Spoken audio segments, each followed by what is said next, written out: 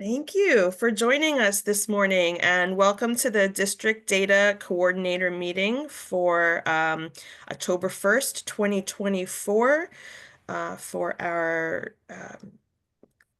local education agencies that are supported by the Mid-Hudson Regional Information Center.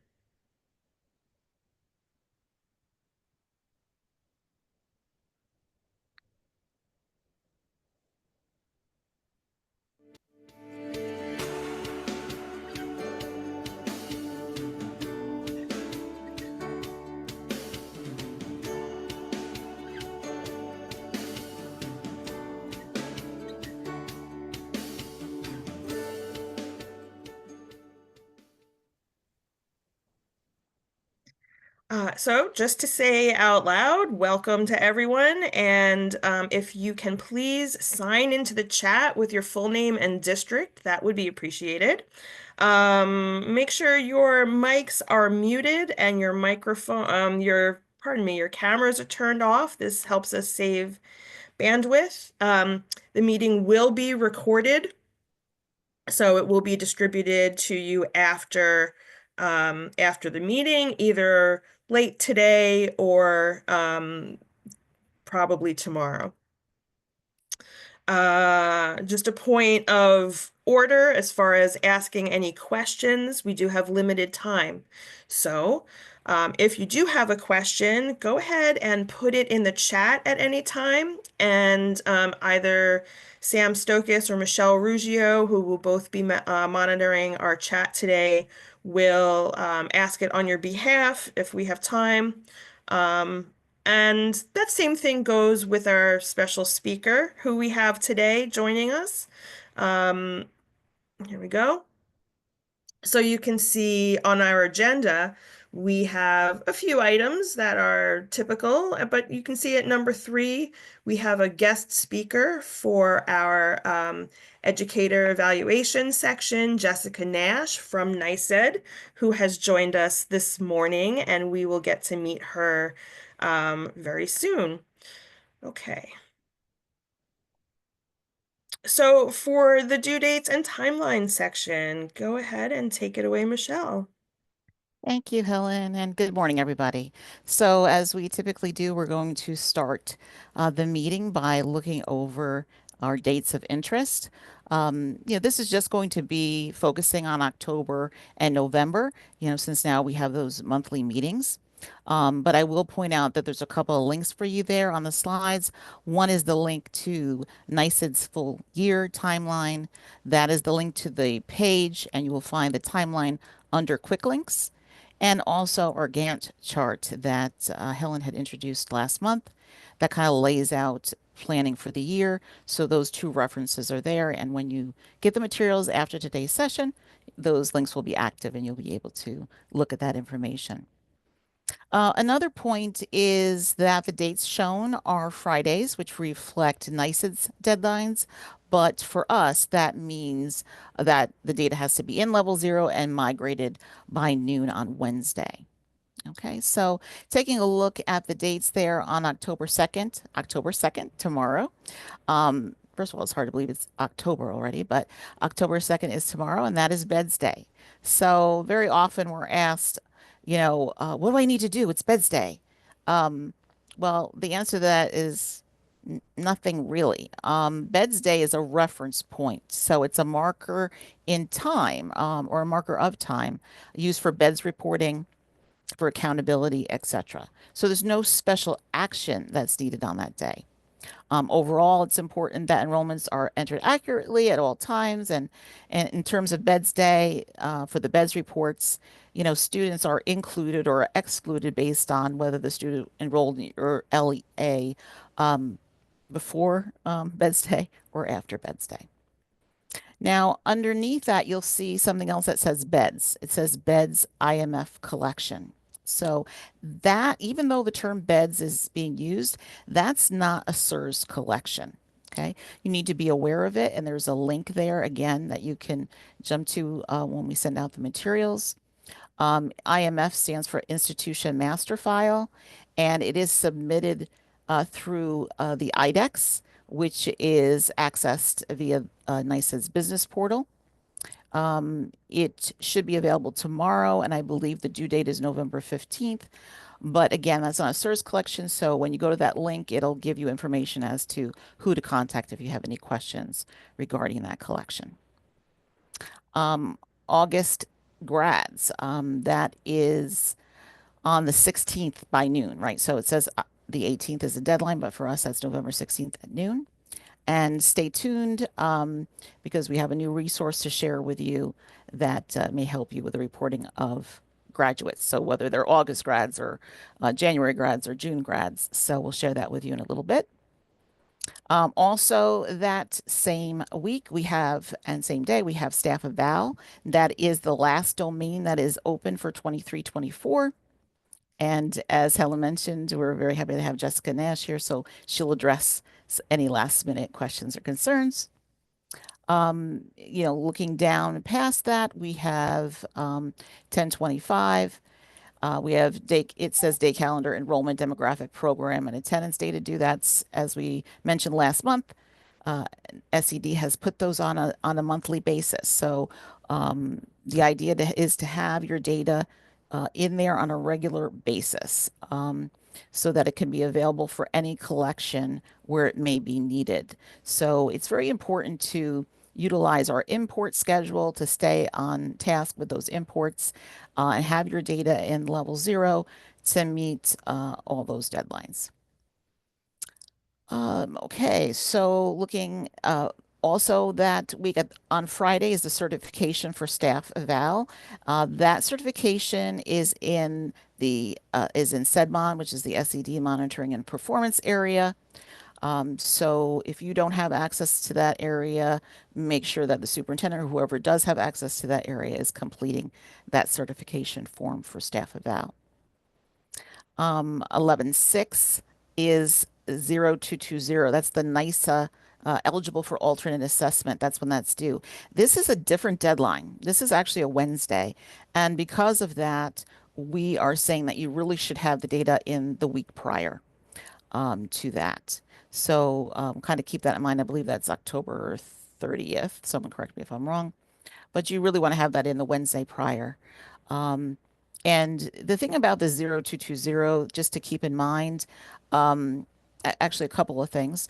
First is that there's certain components that are needed. So you need to have ungraded status, and that's going to be coming in from your SMS. So the grade level, that's going to be grade 13 or grade 14, depending on if it's K to 6 or 7 to 12. And that grade level needs to be reflected in the demographics domain and in the enrollment domain. Both of those domains have a grade level field. And then in terms of what's coming from Frontline IEP, what's coming from the special education side, that source system, you need to have a type of disability record coming in. So that would be auto imported into programs. And then you would need to have the 0220, of course, which is that they are eligible for alternate assessments. And again, we'll talk a little bit about the timeline and when to expect the auto imports to begin coming up this morning, a little bit later. Um, Looking ahead there, 11:15 is staff snapshot and staff assignment data is due. So again, making sure that you're bringing in that data and that you keep refreshing it throughout the year, but that you're bringing it in early enough to address any issues. It's like what I like to call the cleanse, rinse, and repeat cycle of imports. Then the BEDS IMF collection, as I had mentioned, is due on the 15th of November. And then again at the end of November, November 29th. So that's the 27th would be the Wednesday at noon. Again, to make sure that you have updated those domains. And that's the way they're listed on the timeline, but just for hierarchy, what really should be the order would be demographics and then enrollment and then, program services and then day calendar and then student daily attendance, just in terms of what's there. One other thing that you may see on the timeline is something that's called EFT. Again, that's not a source collection. We don't really have that reflected here. That has to do with financial transparency. But again, sometimes different departments pull data that you're reporting through SIRS for those purposes. So if you see that on the timeline and you want to learn more about that or are involved in that, there is a link on SED's timeline that will bring that information forward for you. Okay. All right. So with the deadline for staff evaluation quickly approaching, we wanted to provide you with an opportunity to address any last minute questions. So, Jessica Nash from NYSED's Office of Teacher and Leader Development was gracious enough to join us this morning. She has been with the department for 12 years, in addition to working on the collection and related reporting of staff evaluation data. She leads the research unit in the Office of Teaching and Leader Development. Jessica will share some general reminders regarding the staff evaluation collection, and then we've set aside a few minutes for questions. We ask that you enter any questions into the chat. We will monitor the chat and relay those questions to Jessica to answer as time allows, and we will send any answers to any of the questions we don't get with the DDC meeting materials. So with that, I will turn it over to Jessica.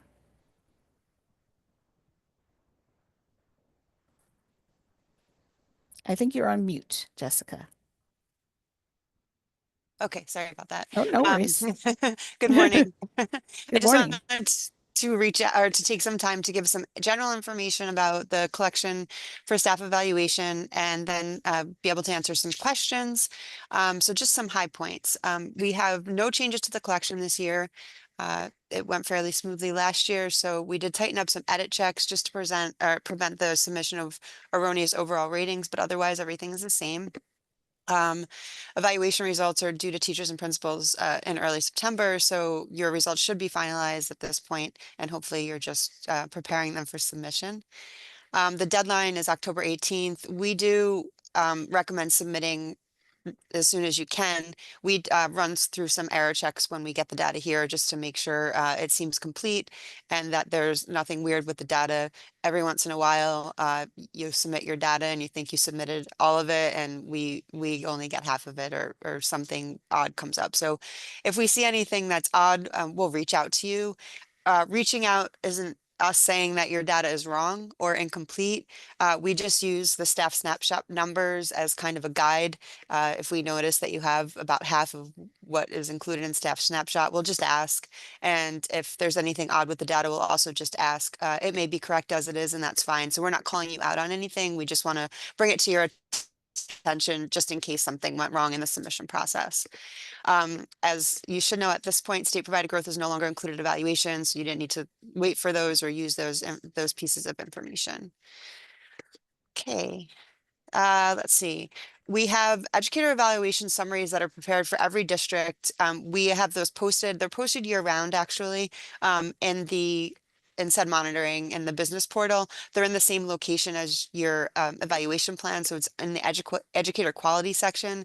It's a form. It doesn't need to be submitted. There's nothing to fill out. It just gives you, it allows us to push that out to you individually. So it just gives you a link to your summary. And the summary basically just breaks down all the different groups of educators and what their student performance is based on. And it gives you a little bit of information about the observation school visit component as well. If you've gotten outreach from us, we will send that to you when we send you any other resources or information, just so you have it, but they are always posted inside monitoring. We also have the resources for educator evaluation data collection and submission page that is also posted year round. There's one document that's specific to dates to this year and everything else is pretty general. So if you need to consult that at any point, it's always there and available to you. We have a specific mailbox for questions related to the submission of evaluation data. It's called evaldata@nysed.gov. Reach out. We're very quick to answer. So you'll definitely hear back from one of us very quickly. All right, just some notes on different things that we see in data.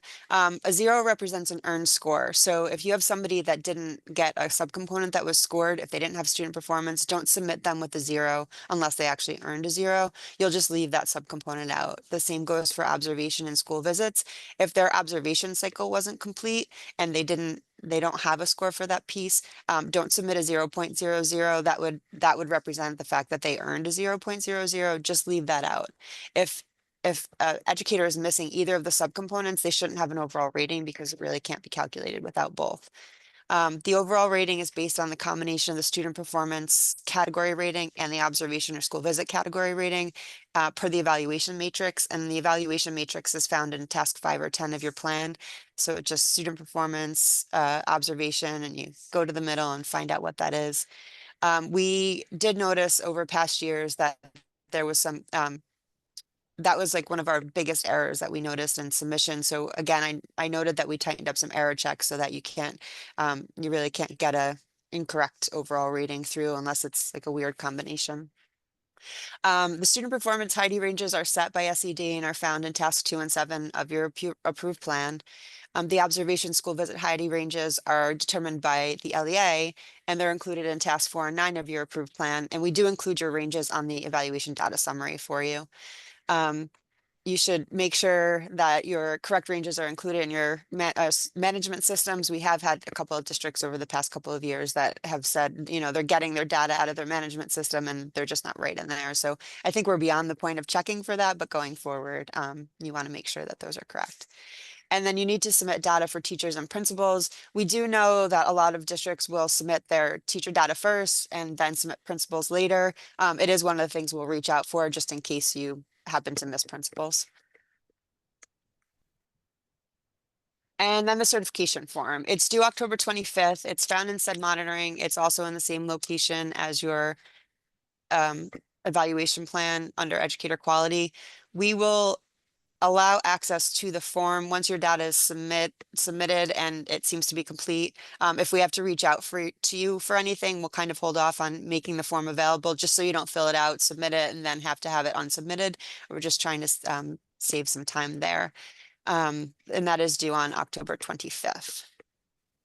Let's see, at this point, there are, let's see, 15 districts in your area that haven't submitted any data yet. We started outreach phone calls just as reminders and so that you have a point of contact this week. So you'll be hearing from either myself or Brandon Carringer or Jeremy Natus. And we're really just reaching out and saying, the deadline's the 18th. Here's our information in case you have any questions. So we want you to have somebody that you can reach out to if you need assistance as you're getting ready. And so that's really all we have to mention. Does anybody have any questions? I do see one in the chat. Let's see. She's saying, so if we have staff that did not finish all observations, we still would submit them with the student performance score, yes, and leave the observation overall blank. Yep, that's correct. Just don't submit a 0 for the observation because that would represent that they earned a 0, which wouldn't be the case.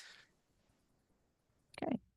You Any other will, questions? you'll get it's not a fatal error, but I think that you get a message that'll alert you to the fact that that's missing, but it will go through it like that. Mhm. Any other questions?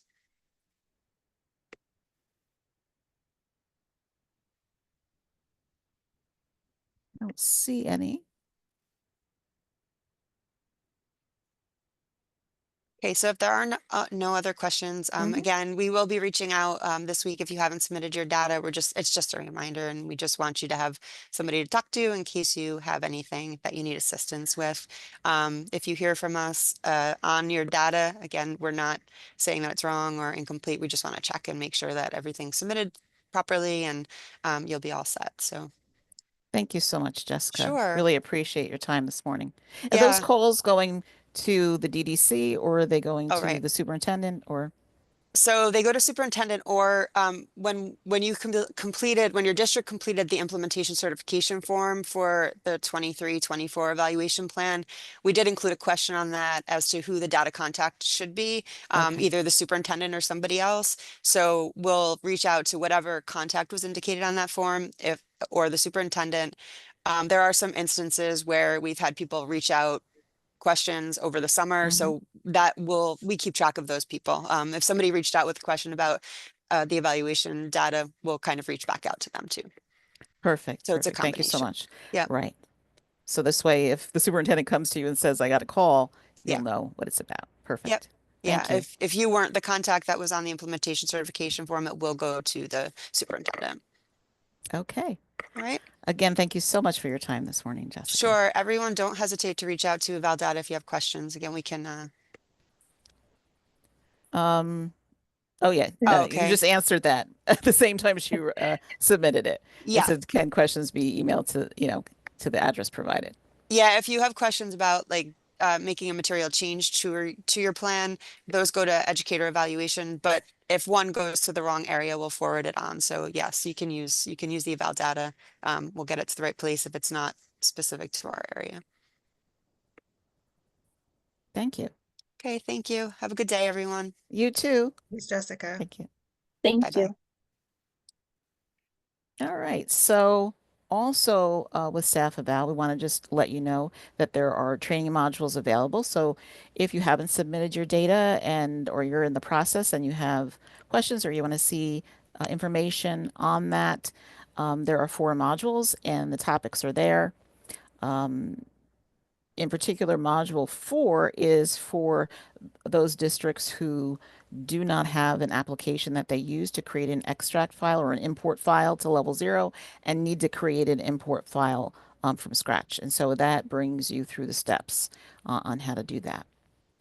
In addition, if you want some one-on-one training, we do have some dates left. We talked about these last month, but there are some slots available on Friday and on Wednesday. So, there's a link there.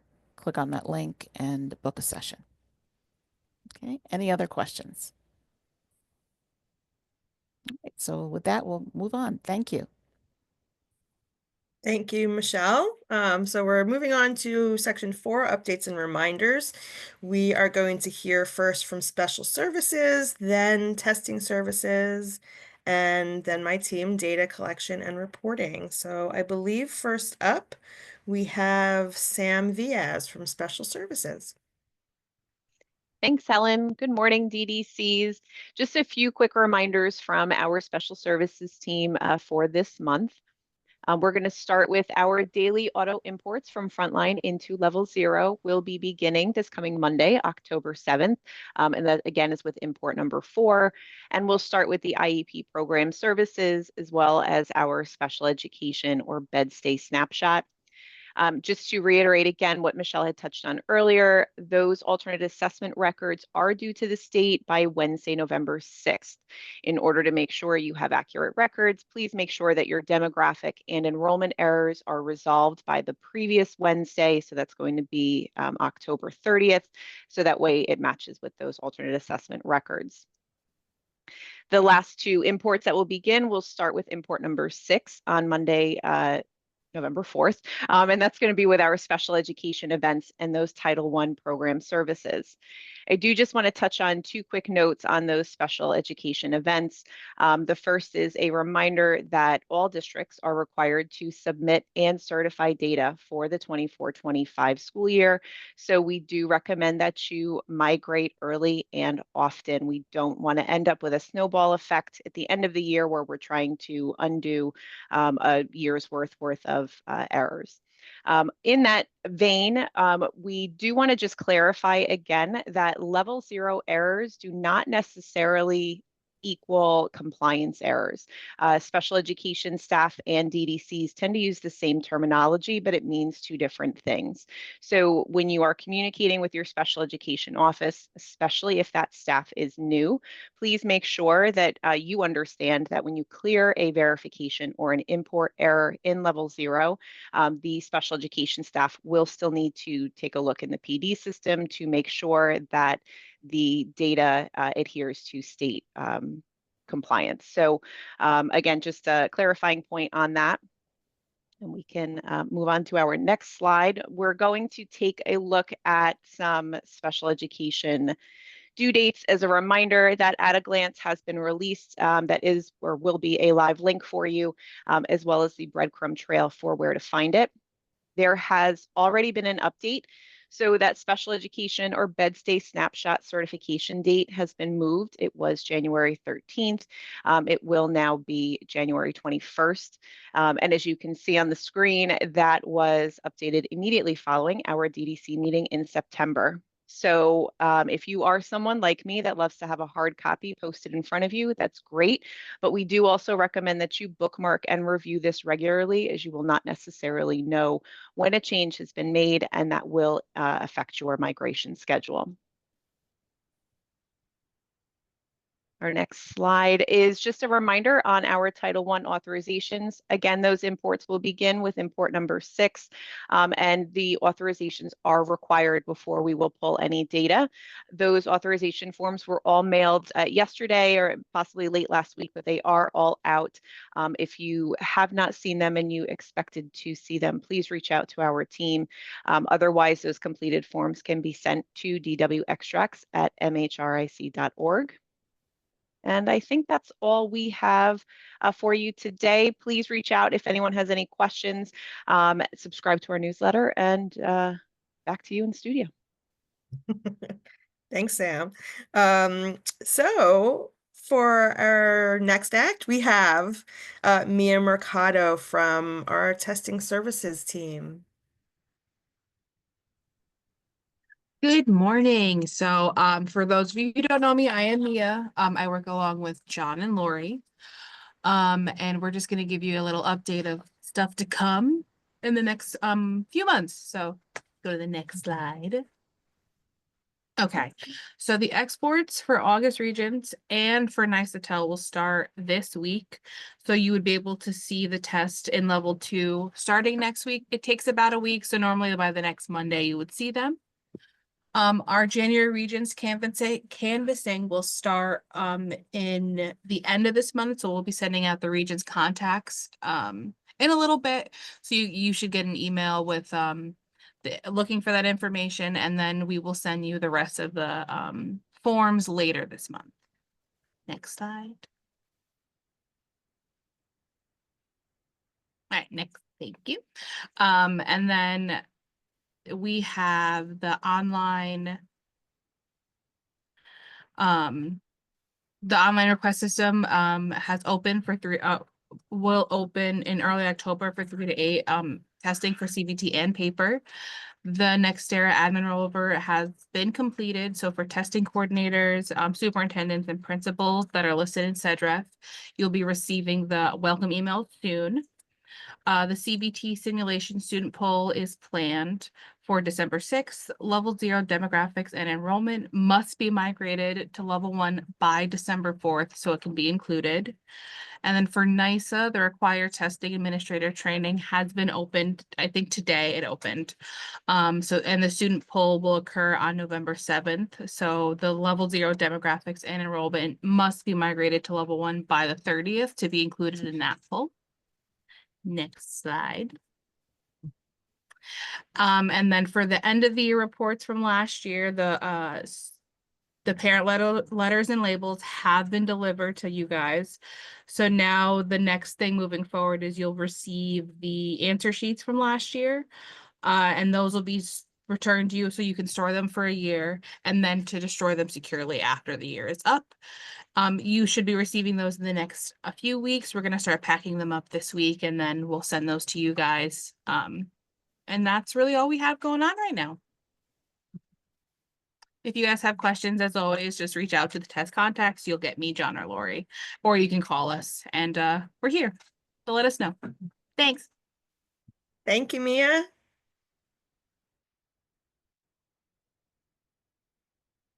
And look, next up it's us. Okay. Sam, Good morning. Thank you, Helen. Good morning, everybody. So as of yesterday, September 30th, the domains shown on the right are now open, and they are accepting 24-25 district data in level 0. So previously open were the demographics, enrollment, and staff snapshot. So this is per our import schedule for this year, and it was recently updated September 24th. So just a few items to note. Program Fact is open with the exception of non-special ed data. As Sam mentioned, they'll be working on those auto imports next week. So they'll start with import number 4. Okay, so moving over to our import schedule. So as I said, it was updated the 24th, and it is now printable if you do like to print this out, but you can access it at this shared link. It's published to the web. So anytime if it is updated throughout the year, you will see those changes within 5 minutes. And we always will update the last update date, which will be found at the bottom of the document. So if any changes are made to this schedule, the Data Warehouse Help Desk, we will send out an email to let you know. But absolutely, once you get the slide deck, just be sure to bookmark this link for use throughout the year. Okay, so while this is not new, it's something that is often overlooked, so I just wanted to add it here today. So I want you to think about, has your district had any students who changed grade this year, but they stayed in the same building? So maybe they started as one grade and then it was determined that they should be another grade. So just think about that. Usually the answer is yes. There's at least one student in every district. So I want to ask you, did you just change the grade on the current enrollment, or did you exit their current enrollment with a 782 exit code, and then create a new enrollment with the new grade? So as you're thinking about that, you absolutely want to use the 782 enrollment exit code. That's the proper way to do it. We want to help keep track of those grade changes within the same building. You don't want to just go in and change the grade on those current enrollments. So nothing new here. Like I said, it's just a reminder so that we are properly tracking these grade changes. Okay, so moving on, August graduates, they need to be reported, as Michelle mentioned, by October 18th. And as we know in the Mid-Hudson RIC region, that really means October 16th, Wednesday at noon, for your level 0 migrations. So the Data Warehouse Help Desk, they created a helpful guide here for reporting graduates. And it gives you all sorts of helpful tips located at that shared link. And it goes through like the different data reporting elements, also level 0, level 1, and level 2 reports that you can refer to once that data is reported. So you want to share this out in your district with anybody that updates graduate data in your district. All right. So moving over to the next item, we have a memo that came out from the state. So due to the DCMP, which is the direct certification matching process for child nutrition, there's been system maintenance this year. So they have extended the carryover of a student's eligibility from the previous year from 30 days to 60 days. So that is 60 operating days. It starts on the first day of school or until a new eligibility determination is made for that student. So whichever comes first. So again, this is something new this year because of that maintenance. So please share it with your food service staff if they aren't aware of this. If they have specific questions about the child nutrition, I did also share the email to the state ed department there directly.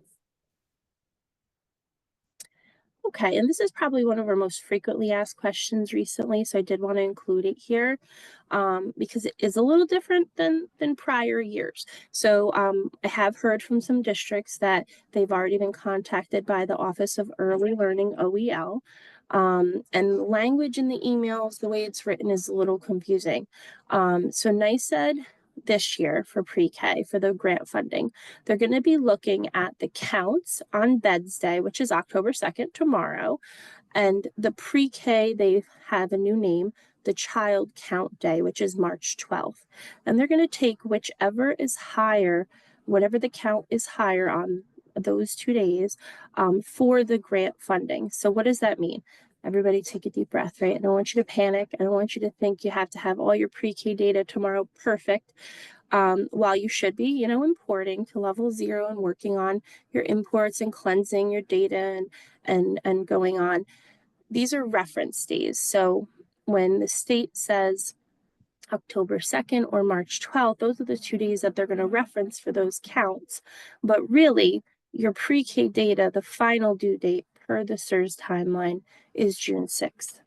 So you can look up and you can see on that SIRS timeline that it's referencing those 2 dates for that. So I hope I put out a little bit of panic in your district so that you're not worrying about this.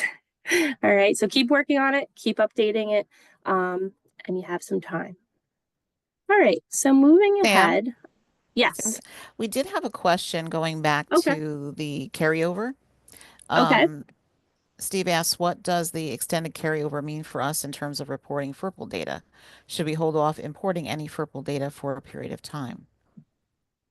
I know that there was discussion on that state call that they're still working through some issues with the DCMP, but we haven't been advised to hold off on importing any data at this point, because we do have some time. We want to keep importing and correcting if there's any edits needed up through you know, the beds data poll in January and so on throughout the year. So I would say no, don't hold off on importing, but just keep verifying as the year progresses. If anything changes, we'll absolutely let you know from the state. And another question on that topic, does the 60-day carryover apply only to direct cert, or does it include students who qualified via an application as well? That is, from what I've read on the memo, it's for direct cert. But Michelle, do you know anything about, have you heard anything differently? I don't think have so. not heard anything specifically, but typically carryover is for any FERPL student. Yeah, I don't know if they've made a if they distinguished that this year, but carryover is typically if you had it, if the student had it last year for your reduced, right. they carry it over for everyone. So let me follow up on that just to make sure, because I want to go back to the memo and Sure. I'll double check. I wrote a note on that as well. Mm-hmm. So I'll follow up with everybody about it. Thank you. Welcome. All right, so just looking ahead, we're going to look at some items from the data warehouse help desk coming up. So the first one is we have a census training navigating the federal data maze. So it's coming up on October 29th. We haven't set any registration yet, but we will be sending a Zoom link. So there's no registration through MLP required. But as the date gets closer, we'll send out a little bit more details with it. If you're a DayTag member, you may have seen her at last summer's DayTag. She did a short session there where she goes over all the data, not all of it, but she shows you how to find a lot of information that the census collects, because it's not just the 10-year census that they do. They collect many varieties of data with surveys, visualizations, infographics. So she is going to be joining us for an 1.5-hour session. We asked her to join us here at the Mid-Hudson RIC. And we're going to go over some of those items that might be helpful to your superintendents or somebody that might do a presentation, grant writers. The only thing I would say is just it's probably for DDCs with at least 1 year of experience, because this isn't for SIRS reporting that we usually deal with at the data warehouse help desk. So we just want to make sure that there's no confusion here, but it's an absolute great opportunity for us to for her to join us here. So consider it if you're free that day, and we will be sending out a lot more information once we get a little bit closer to it. Okay. So moving on, so this slide is from last month. Nothing has changed with it. We just added it here. We wanted to share it again because it is a new collection, and it is for public schools, charter schools, and BOCES. So just a few reminders. It's new this year. Now the template, it doesn't open in level 0 until import number 7, which is November 18th. It starts, so you have some time. So even though we're not reporting it to level 0 yet, just keep in mind you should be collecting the data. And some SMSs do have the template in there. I know the last I heard there was some tweaking involved depending on the SMS. Some needed updating, but just make sure that you are collecting that data so that when it does open up, that you'll be able to start reporting those 3 data points. So you have the restraint types, event records, event ID. And those links at the top are very helpful, especially the slide deck. It goes through more details of each item for your reference of this new collection. All right, so on that note, I think I'm going to pass it over to my colleague, Helen. Thank you so much for your time. Thank you, Sam. Now we wanted to tell you a little bit about the location ad app, otherwise known as LA. Starting immediately, if you haven't already used it, you can go ahead and use this new application to send us your requests for adding a new location to level 0, which replaces the spreadsheet system that we had prior. So please don't use those spreadsheets anymore. Just send us, look at the app and submit your request in there. And this is geared really to make this a more streamlined experience for both you and for us on the back end. So as to make it more efficient. However, the one thing you should know about this is that it does not automatically create a location for you. There's still a manual process in the back end. So just because you've submitted your request through the law application, it doesn't mean that it's automatically creating this location for you in the data warehouse. We still have to do that. And then there's another process to refresh data.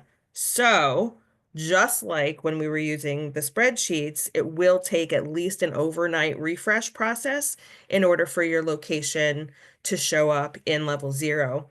And I say at least an overnight process because depending upon what time you send it in or what day you send it in and what our docket looks like, it might be up to a couple of days. So just know that. Also, it may or may not let you edit a request after you've already sent it.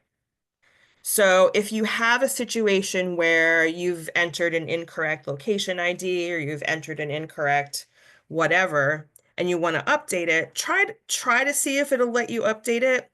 But if it doesn't, that's okay. Just submit a new request with the correct information. So we do have a comment from Sure. Erin. She says, I've used La already, very user-friendly. Excellent. Thank you.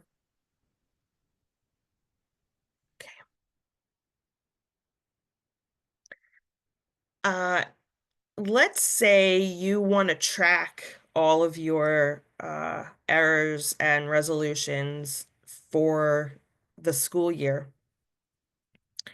We do have a workbook that you can download for yourself.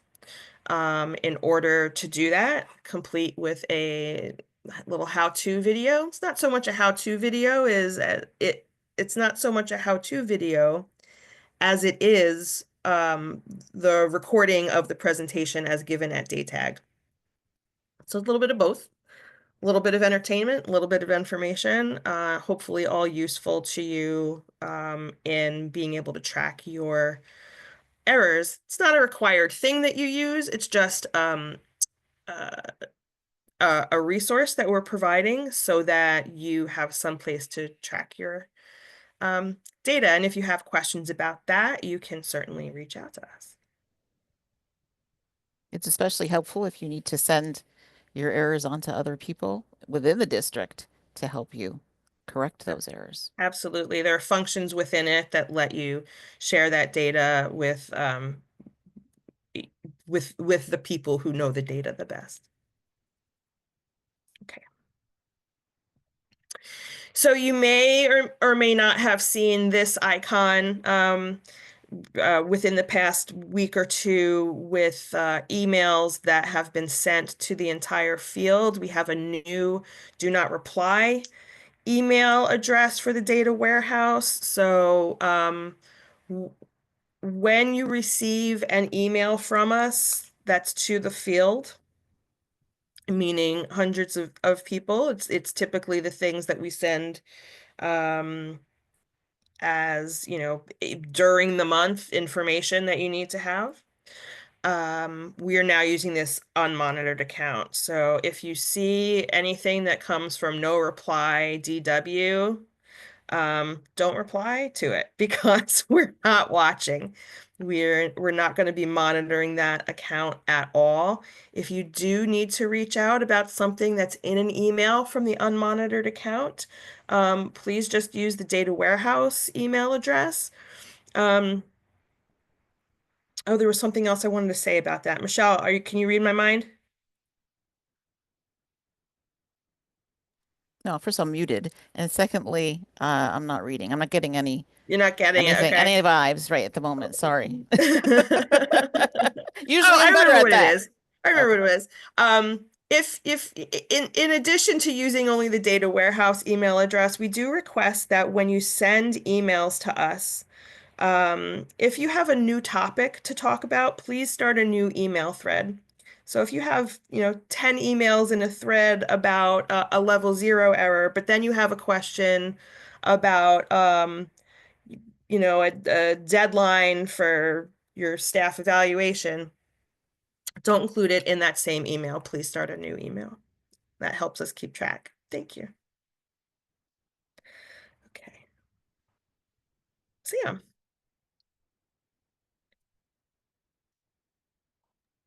Sorry, I have to unmute myself.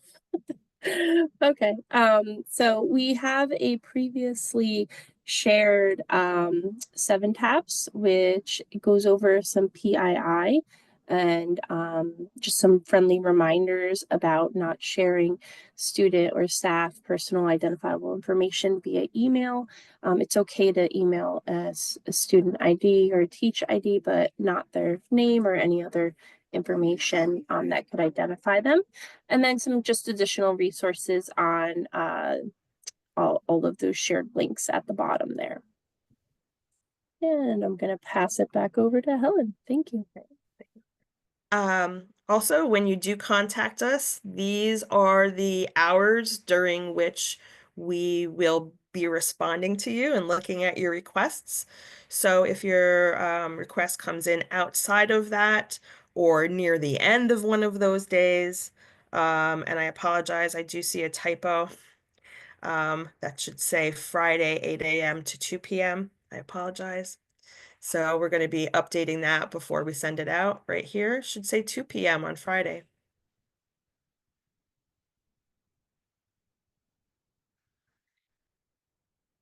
And this is just your list of meeting dates and recordings. You can see that the meeting date from last time is grayed out because it's past. You can't register for it anymore, but there is a recording link right here. So you can go ahead and look at that video if you haven't already looked at that video. And a new video will be coming at you after today's meeting.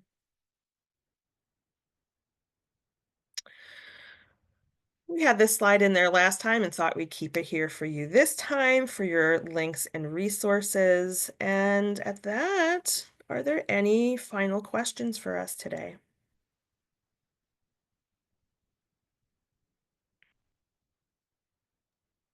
Nothing in the chat that is left. Okay.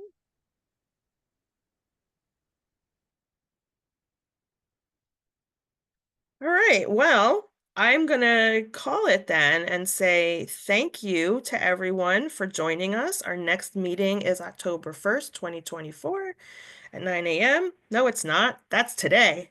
Our next meeting is in November, and we have I have November 6th. we have that right here, November Yep. 6th. I apologize. I just didn't update that slide. So the next meeting is on November 6th. Thank you so much, everybody. Have a good day. Thank you. Thank you.